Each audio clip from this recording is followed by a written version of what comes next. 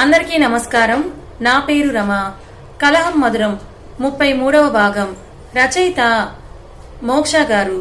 ఏంటి అంటూ తల ఎత్తి భార్గవన్ ఒక సీరియస్ లుక్ ఇచ్చి ఏమన్నావు అని అంటూ గద్దించి అడిగాడు మను. నేనేమన్నానో నాకంటే నీకే ఎక్కువ క్లారిటీగా తెలుసు, అందుకే ఇలా అరుస్తున్నావు. కానీ వేద్ ఒక్కసారి వద్దనుకుంది వెళ్లిపోయింది, ఎప్పటికీ తిరిగి రాదని తెలిసి కూడా ఇంకొకసారి అదే పిచ్చి పని చేశావు చూడు, నవ్వొస్తుందిరా నేను చూస్తుంటే వ్యంగ్యంగా అన్నాడు. రేయ్ అంటూ వేద్ కోపంగా పిడికిలు బిగించి కొట్టడానికి చేయలేపిన వాడు ఎందుకో భార్గవ్ని కొట్టడానికి మనసొప్పక, రేయ్ ఏ అధికారంతో నా పర్సనల్ విషయంలో జోక్యం చేసుకుంటున్నావు? You are just my manager అంతే, నీ హద్దులో నువ్వు ఉండు, ఎక్కువగా మాట్లాడితే నీ ఊస్టింగ్ ఆర్డర్స్ రెడీ చేసేస్తాను జాగ్రత్త అని అంటూ ఒక వార్నింగ్ ఇచ్చేసరికి భార్గవ్ అక్కడి నుంచి బయటకొచ్చేశాడు. భార్గవ్ వెళ్లిపోయాక పిచ్చి పిచ్చి ఆలోచనలతో తన మెదడును చుట్టేసిన భరించలేని తలభారం తట్టుకోలేక వర్క్ని వదిలేసి తన పర్సనల్ క్యాబిన్ కొచ్చి సిగరెట్ వెలిగించాడు. ఆ సిగరెట్ నిప్పు వెలుతురులోనే ఆ గదంతా కూడా తడివిన వేద్ కి ఆ గోడ మీద అనువనువుగా అక్కడ లిల్లీ ఉన్నట్టు అనిపిస్తుంటే కళ్ళలో నుంచి వరద గోదారిలా కారుతున్న కన్నీటిని అట్టే ఉంచి, నువ్వు వెళ్ళిపోయినప్పుడు నేనెంత బాధపడ్డానో నాకు గుర్తులేదు, కానీ ఇప్పుడు తను వెళ్తుంటే కూడా నేను అంతే బాధపడ్డానేమో అనిపిస్తోంది. అసలు నువ్వు అంటూ నన్ను వదిలి వెళ్ళకపోతే తను నా లైఫ్లోకి వచ్చేది కాదు కదా అంటూ వాళ్ళిద్దరి మధ్య జరిగింది తలుచుకునే ప్రయత్నం చేశాడు. శూన్యంగా కనిపిస్తున్న తన ఆలోచనల్ని తలుచుకొని, నా కళ్ళ ముందు నీ రూపం తప్ప నాకు మరేమీ గుర్తు రావట్లేదు అంటూ కళ్ళు ఒత్తుకొని ఈ బాధ నుంచి తప్పించుకోవడానికి నేను ఎక్కువ పనిలో పడుతున్నాను, కానీ మీరిద్దరూ ఎట్ ఏ టైం నా బ్రెయిన్ అటాక్ చేస్తున్నారంటూ చేతిలోని సిగరెట్ ని అరచేత్తోనే నలిపేసి ఆఫీస్ నుంచి నేరుగా కిరణ్ గారి ఇంటికే వెళ్లాడు. గార్డెన్ లో స్పార్క్ గాడిని వాకింగ్ తిప్పుతుంటే వేద్ ని చూసిన స్పార్క్ పరుగు పరుగున వచ్చి వేద్ కాళ్ళ దగ్గర ఆగిపోయి తోక ఊపుతుంటే వేద్ దాన్ని ఎత్తుకొని ముద్దాడుతూ ఉంటే ఆ వెనుకే వచ్చిన కిరణ్ వేద్ ని చూసి అమ్మడి మీద బెంగ పెట్టుకుందిరా, నీతో పాటే తను వచ్చిందనుకుంటోందనుకుంటా అని అన్నారు. వేద్ కిరణ్ గారి వంక చూడకుండానే, అది మనిద్దరిని మోసం చేసి ఎంజాయ్ చేయడానికి ఇటలీ వెళ్లిపోయిందిలే, ఇప్పట్లో రాదు అని కిరణ్ గారితో, దీన్ని నాతో పాటు తీసుకెళ్లిపోన డాడీ అని అన్నాడు. నువ్వు ఇంట్లో ఉండవు, నువ్వు ఆఫీస్కి వెళ్లిపోతే అదొక్కతే ఉండాలి, ఇబ్బంది అవుతుందేమో నీకు అన్నారు. ఏమి ఇబ్బంది కాదు, నేను చూసుకుంటాను అంటూ దాన్ని అలాగే ఎత్తుకొని తనతో పాటు తీసుకుని వెళ్లి ఇంట్లో వాళ్ళ అమ్మని వెతుక్కున్నాడు. కిచెన్ లో ఏదో పని చేస్తున్న వాళ్ళ అమ్మని వెనక నుంచి హత్తుకోగానే నాన్న అని అంటూ వెనక్కి తిరిగిన లావణ్య ఎదురుగా ఉన్న వేద్నే కన్నీళ్లతో చూస్తూ, నాన్న నువ్వేనా అని అంటూ అడుగుతుంటే, నేనే, షేవింగ్ చేసుకునే టైం లేక అని వాళ్ళ అమ్మని ఆ కిచెన్ కర్మాగారం నుంచి బయటకు లాక్కొచ్చి, ఎప్పుడూ ఆ కిచెన్లో ఏదో ఒకటి చేస్తూనే ఉంటావా, కాసేపు రెస్ట్ తీసుకో అంటూ ఆమెను సోఫాలో కూర్చోబెట్టి తను ఆమె ఒడిలో తల పెట్టుకుని కూర్చున్నాడు వేద్. ఎన్నాళ్ళ తర్వాత వేద్ అలా ఒడిలో వచ్చి పడుకోగానే లావణ్యకి కళ్ళల్లో నీళ్లు తిరిగాయి. ఆశ్చర్యం. వేద్ జుట్టులోకి వేలు పోనిచ్చి తల దువ్వుతూ, ఏం నాన్న చాలా రోజుల తర్వాత వచ్చి ఇలా పడుకున్నావు అని అడిగింది. వేద్ లావణ్య వైపు తిరిగి ఆశ్చర్యంగా చూస్తూ, అమ్మా నేను చిన్నప్పుడు ఇలాగే పడుకునేవాడినా అని అడిగాడు. దానికి లావణ్య నవ్వి, చిన్నప్పుడు ఏంట్రా, నువ్వు ఎంబీఏకి ఫారెన్కి వెళ్లేంత వరకు కూడా ఇలాగే నన్ను చుట్టుకొని పడుకునేవాడివే కదా, గట్టిగా నన్ను చుట్టుకొని ఒక్కొక్కసారి అలాగే నిద్రపోయేవాడివి కూడాను, మర్చిపోయావా అవన్నీ అంటూ వేద్ చెంప నిమిరింది. ఏమో అమ్మా, ఆ ఎంబీఏ ముందు జరిగినవేవి పదే పదే నాకు గుర్తు చేయకు అని అంటూ తన ఒడిలో ఇంకా పొదువుకొని, ఇంకా చిన్నప్పుడు ఏమేం చేసేవాడిని అని అడిగాడు. చిన్నప్పుడా అంటూ లావణ్య వేద్ చిన్నప్పుడు విషయాలు తలుచుకొని తనలో తనే మురిసిపోతుంటే ఆవిడ నవ్వుకోవడం చూసి వేద్ చెయ్యి పట్టుకొని లాగి, ఎందుకమ్మా నీలో నువ్వు అలా నవ్వుకుంటున్నావు, నాకు చెప్పొచ్చు కదా అని అడిగాడు. ఏం లేదు నాన్న, చిన్నప్పుడు నిన్ను అమ్మడిని ఎవరు ఎత్తుకున్నా ఊరుకునేవాడివే కాదు, ఒకసారి అత్త సరదాగా దాన్ని ఎవరికైనా ఇచ్చేస్తానంటే ఏడ్చి గోల చేసి దాన్ని గదిలోకి తీసుకువెళ్లి లోపల నుంచి గడియ పెట్టేశావు, లోపల తలుపు వేయడం వచ్చినా నీకు తీయడం రాలేదు, ఇద్దరు అదే గదిలో చిక్కుకుపోయారు. పాపం అదేమో చిన్నపిల్ల, ఆకలికి ఆగలేక బోరున ఏడుస్తోంది. అప్పుడు ఎంత ప్రయత్నించినా ఆ డోర్ తెరుచుకోకపోయేసరికి మామయ్య కార్పెంటర్ని పిలిపించి అప్పటికప్పుడు ఆ డోర్ పగలగొట్టించారని లావణ్య నవ్వుకొని, అప్పుడే అనుకున్నాం ఎప్పటికైనా నువ్వే దాని మొగుడు అవుతావని, అప్పుడు కూడా ఇలాగే కళ్ళలో పెట్టి చూసుకుంటావని అంది లావణ్య. ఆవిడ ఒడిలో ఉన్న వేద్ తలను పిల్లో మీదకి జరిపి, ఉండు నాన్న ఇప్పుడే వస్తానని ఆవిడ కిచెన్కి వెళ్తే కిరణ్ గారు రావడంతో ఆయనకి ప్లేస్ ఇచ్చి తను ఆయన పక్కన కూర్చున్న వేద్ కిరణ్ గారితో, అమ్మడిని నా పెళ్లికి ముందు ఎప్పుడూ చూడలేదని చెప్పారు కదా నాన్న అని అడిగాడు. వేద్ ఆ మాటకి కిరణ్ గారు వేద్ కళ్ళలోకి సూటిగా చూడలేక తల ఉంచుకొని, పెళ్లికి ముందు నీకు పరిచయం లేదన్నాను, కానీ చిన్నప్పుడు నువ్వెప్పుడు తనని కలవలేదని నీకు చెప్పలేదు కదా అన్నారు. అత్త అన్న అమ్మడు అన్నా నీకు అంత ఇష్టం, మామయ్య మీరు కూడా అంతే చనువుగా ఉంటారు కదా నాన్న, మరెందుకు వాళ్ళు ఎప్పుడు మన ఇంటికి వచ్చిన గుర్తు కూడా లేదు నాకు, వాళ్ళని ఎప్పుడు చూసినట్టు కూడా నేను లేను, వాళ్ళతో ఎప్పుడు కలిసినట్టు తిరిగినట్టు కానీ అసలు వాళ్ళతో మాట్లాడిన గుర్తు కూడా నాకు లేదు కదా నాన్న అని అన్నాడు వేద్.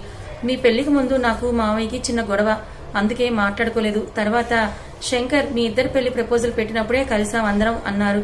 ఎందుకో ఆయన చెప్పేది నమ్మశక్యంగా అనిపించట్లేదు వేద్కి. కానీ దాని గురించే విపరీతంగా ఆలోచిస్తుంటే విపరీతమైన తలనొప్పి మొదలయ్యింది. భరించలేని ఆ నొప్పికి తన నుదురుని ఒత్తుకుంటూ అమ్మా నాకు కాఫీ తీసుకురా అని చెప్పాడు అక్కడి నుంచే. ఏమైంది, తలనొప్పా అన్నారు కిరణ్ గారు. అవును నాన్న, చాలా భారంగా ఉంది నా తలంతా అన్నాడు వేద్.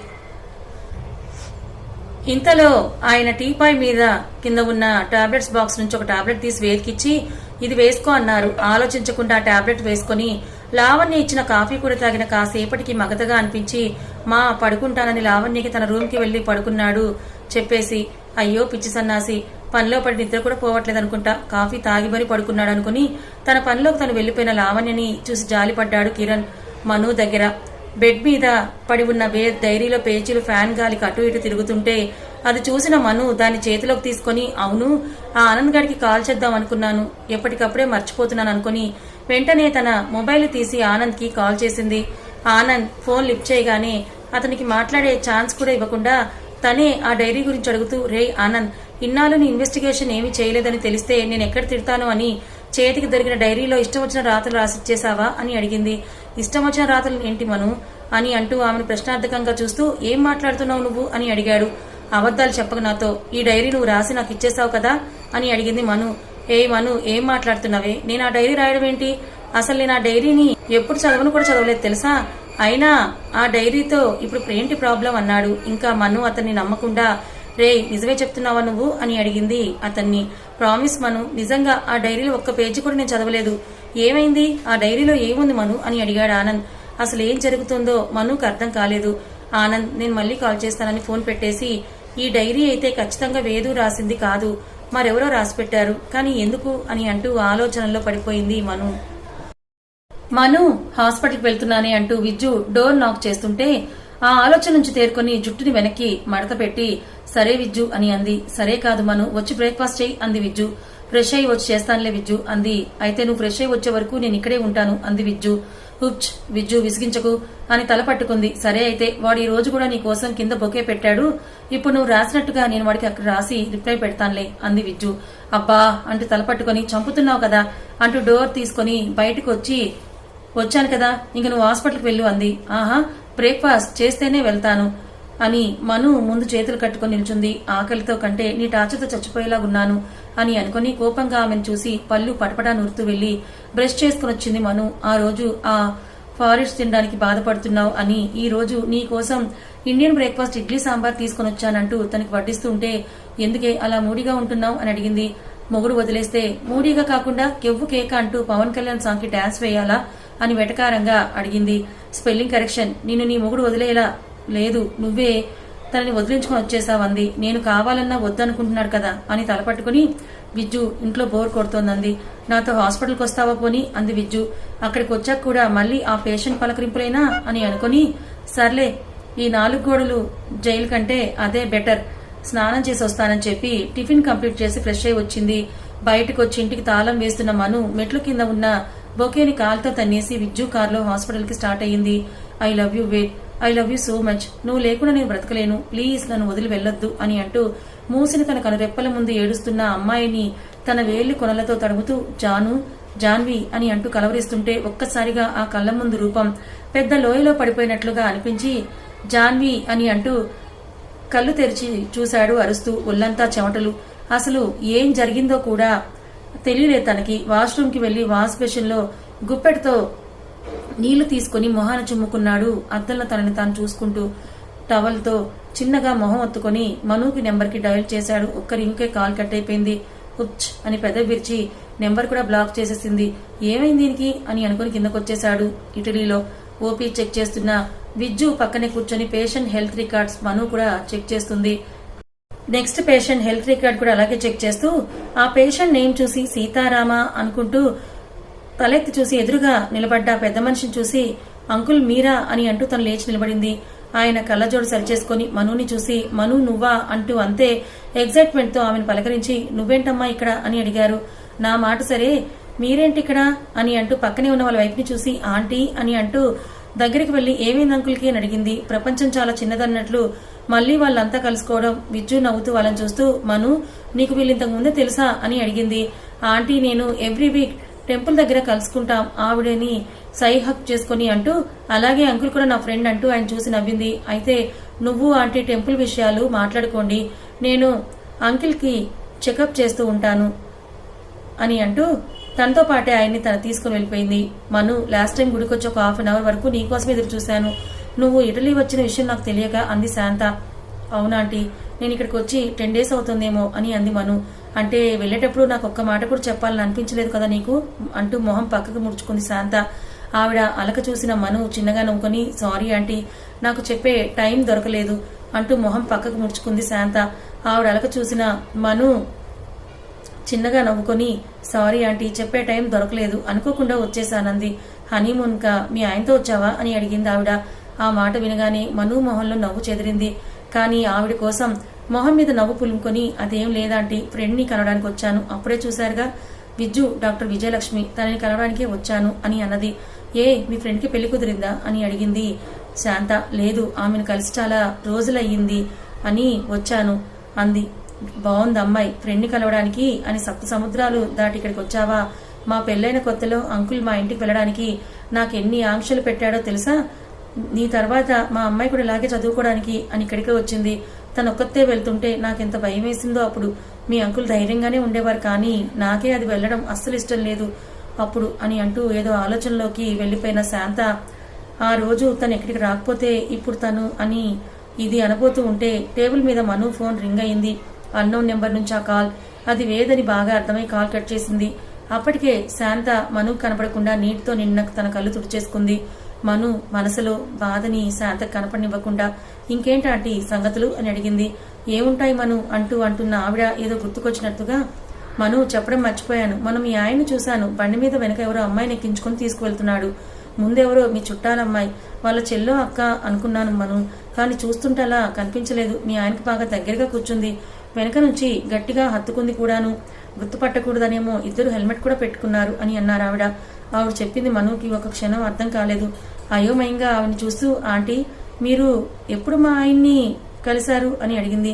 మొదటిసారి నువ్వు గుడికొచ్చినప్పుడు చూశాను కదా మను, నిన్ను ఆఫీస్లో దిగబెట్టారు కదా మెరూన్ కలర్ టీషర్ట్ చిరుగులున్న ప్యాంట్తో.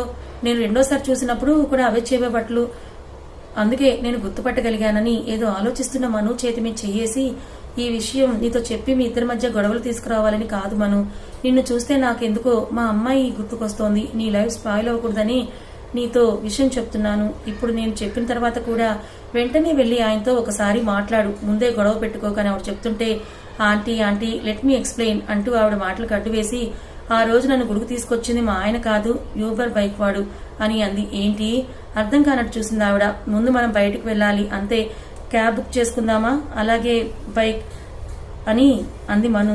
ఓసిని ఎంత పని అయిందే, అసలు ఆ రోజు అంకుల్ ఉన్నారని ఆగిపోయాను కానీ అప్పుడే వెళ్లి వాటి 2 చంపులు వాయించేద్దామని అనుకున్నాను తెలుసా.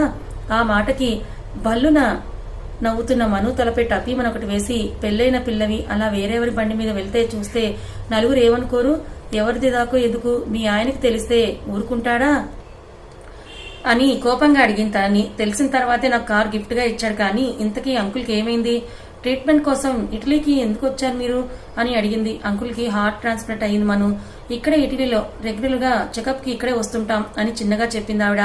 ఏంటి హార్ట్ ట్రాన్స్ప్లాంట్ అయిందా అని అంటూ ఆశ్చర్యంగా అడిగింది మను. అవును మను, మా అమ్మాయి చనిపోయినప్పుడే అంటున్న ఆవిడ మాటలకి మరొక్కసారి షాక్ అయ్యి ఏంటి మీ అమ్మాయి చనిపోయిందా, ఎలా ఆంటీ అని అడిగింది మను. యాక్సిడెంట్ అని ఆవిడ చెప్పడం పక్కనే సీతారాం గారి ఫోన్ కి నోటిఫికేషన్ రావడం, ఆ స్క్రీన్ మీద ఉన్న ఫోటోని చూసి ఇదిగో మను మా అమ్మాయి ఫోటో అచ్చు నీలాగే ఉంది కదా అని ఆ ఫోన్ మను చేతిలో పెట్టగానే ఆ ఫోటో చూసిన మను లిల్లీ అంటూ అక్కడే కళ్ళు తిరిగి పడిపోయింది. కథ ఇంకా ఉంది. మరి లిల్లీ శాంత గారి కూతురేనా, నిజంగా వేద్ ప్రేమించింది లిల్లీనేనా?